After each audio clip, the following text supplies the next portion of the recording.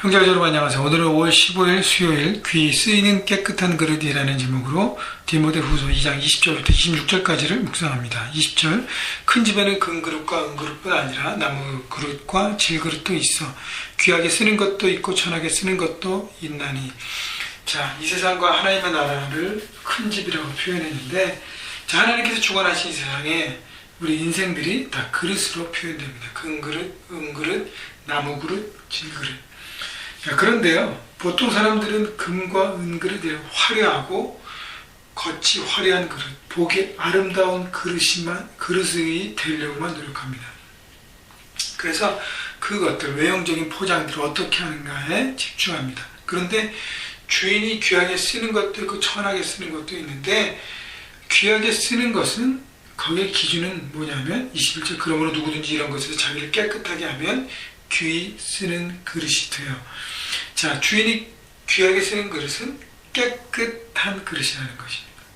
자, 외형이 얼마나 아름답고 외형이 얼마나 화려한가 보다도 그 안에 깨끗하지 않으면 주인이 쓸 수 없다는 것이죠. 여러분, 그렇기 때문에 우리가 하나님 앞에 쓰임받는 인생이 되기 위해서는 내 심령, 내 마음, 내 중심을 날마다 깨끗하게 비워내는 그런 삶을 살아야 하는 것입니다. 여러분, 혹시 여러분 마음 가운데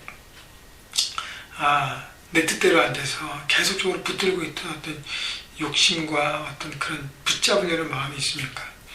아니면 거짓을 해도 슬쩍슬쩍 넘겨서 내가 원하는 것을 이루려는 마음이 있습니까? 여러 가지 그 잘못된 마음, 악한 생각들, 그 모든 것들을 비워내고 내 중심을 비워낼 때 하나님께서 귀하게 쓰는 그릇이 되는 것이죠.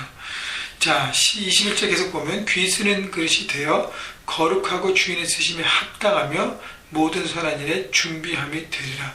그래서 우리 삶에 나는 잘 일이 안 풀리고 나는 되는 것이 없고 계속 불평만 하지 말고 나를 날마다 비워내서 하나님의 깨끗한 그릇이 되기 위해서 날마다 내 삶을 성실하게 살아가면 나는 하나님의 일에 쓰임받기 위한 준비된 사람이 되는 것입니다. 여러분, 준비된 사람은 실력으로만 준비가 아니라 심령적으로, 성품적으로, 마음 중심에 준비되어야 할 것입니다. 여러분, 그래서 귀 쓰는 깨끗한 그런 인생을 살아야 할 것입니다.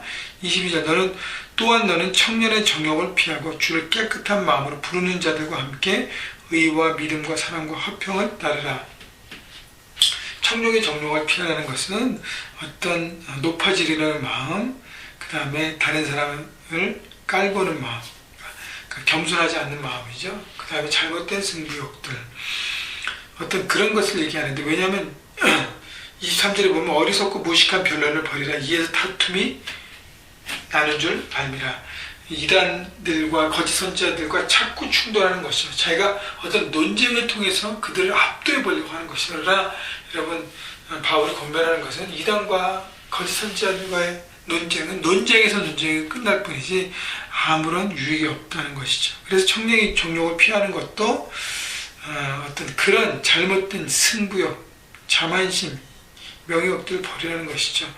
그리고 의와 믿음과 사랑과 화평을 따르는데, 여기 하나 더 바울이 권면한 것은 주를 깨끗한 마음으로 부르는 자들과 함께.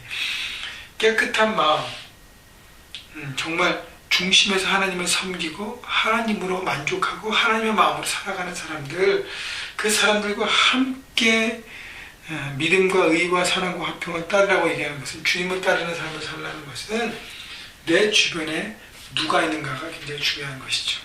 내가 지금 많이 대화하고 내 고민을 나누고 하나님과 나의 관계 가운데 어떤 질문들을 나누고 내 삶에 누가 있는가라는 거예요. 물론 삶의 현장에서 내가 원치 않든 원하든 함께 살아가는 사람이 있습니다. 그러나 내가 더 많이 교류하고 내 마음을 나누고 함께 시간을 더 보내는 사람들이 과연 누군가. 그래서 교룩한 영향력을 서로 간에 미치고 서로 간에 나눠서 함께 세워져가는 인생이 되어야 할 것입니다. 그렇기 때문에 우리 형제 가족들과의 교류가 너무 중요한 거예요. 그 안에서도 정말 하나님을 신실하게 따르는 사람들과의 교류 속에서 우리는 거룩한 영향력을 받고 그 영향력으로 온전한 하나님의 사람으로 세워져서 또 나도 그런 영향력을 미치고 제자가 되게 하고 제자를 만들어가고 삼는 사람들, 바로 그것이 우리에게 필요한 것이죠. 24절 주의 종은 마땅히 다투지 아니하고 모든 사람에 대해 온유하며 가르치기를 잘하며 참으며. 여러분, 나이가 어릴수록 많이 싸우고 나이가 많이 들수록 덜 싸웁니다. 왜냐하면 자기 감정과 생각을 다스릴 수 있기 때문이에요. 그래서 온유하라는 것이죠. 리더가 되라는 것은 온유하라는 것입니다. 그리고 가르치기를 잘하며 참으며. 그래서 25절 거역하는 자들 온유함으로 훈계할지니, 그래서 지혜와 마음을 다스리는 성숙함이 있어야 온전한 지도자가 될 수 있습니다. 그래서 지도자는 꼭 특정한 사람뿐 아니라 우리 모두가 그렇게 되어야 합니다. 왜냐하면 가정과 여러분 직장과 캠퍼스에서 여러분 한 사람의 영향력을 미치고 있기 때문인 것이죠. 그렇기 때문에 지혜로 잘 가르칠 수, 하나님의 지혜를 구하고 진리를 품어야 되는 것이고요. 그 다음에 더 중요한 것은 온유함이에요. 아무리 많이 알고 아무리 가르치는 능력이 있어도 온유함으로 마음을 다스리지 못하면 내가 그것을 오랫동안 인내하면서 사람을 만들 수 없습니다. 여러분, 제자를 삼는 사역은 하나님의 사람을 만들어가는 것은 단번에 되지 않잖아요. 인내하면 기다려야 되지 않겠습니까? 그래서 온유함을 품어야 된다는 것, 여러분 가운데 적용하시기 바라고요.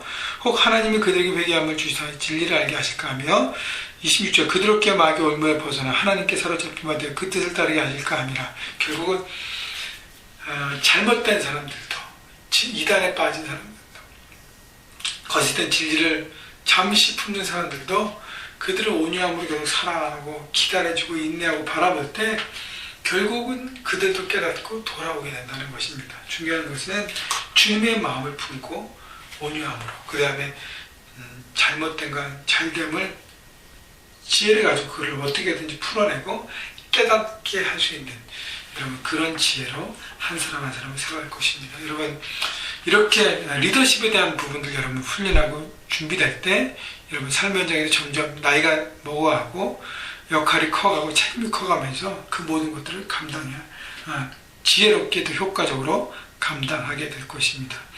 여러분, 오늘 가장 중요한 것 중에 하나가 나는 어떤 그릇인가 생각하고 화려한 그릇이 되기보다는 깨끗한 그릇으로 되기로 여러분 집중하고 여러분 삶을 그렇게 읽어가는 여러분 모두가 되시기를 주님의 이름으로 축복합니다.